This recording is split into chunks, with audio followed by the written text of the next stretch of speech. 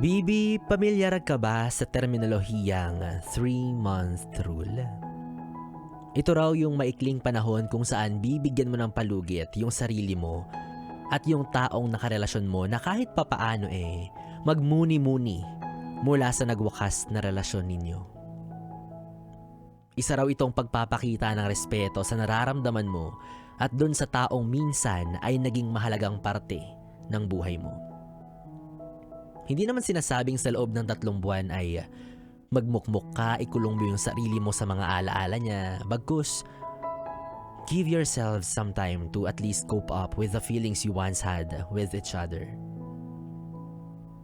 Let's say na it doesn't really have to be 3 months or more, pero it's enough time siguro at this point na nakapag-isip-isip ka na, nahanap mo na ulit yung sarili mo, na-realize mo na talagang malaya ka na sa kanya or hindi naman kaya sa loob ng 3 buwan napagtanto mo na gusto mo pa rin pala siya. Or if you are okay earlier than 3 months, then good for you, diba?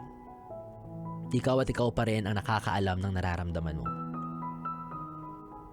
Pero bibi, kung papasok ka ulit sa isang relasyon at susubok kang muling magmahal, please, siguraduhin mo lang na yung pag-ibig na ibibigay mo sa bagong taong ito ay hindi latak ng nakaraan mong pag-ibig.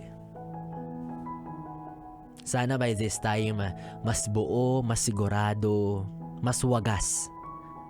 Hindi lang basta panakipbutas para lang makawala ka sa sakit na nakalipas. Totoo namang time heals. Pero iba-iba pa rin tayo ng paraan at panahon kung paano natin lalagpasan yung isang hamon, di ba? Yung isang experience. Yung isang sakit na naranasan natin. Pero alam mo, Bibi, kung ako yung tatanungin, bakit pa ako maghihintay ng 3 buwan kung kaya ko naman siyang palitan ng mabilisan? Charot.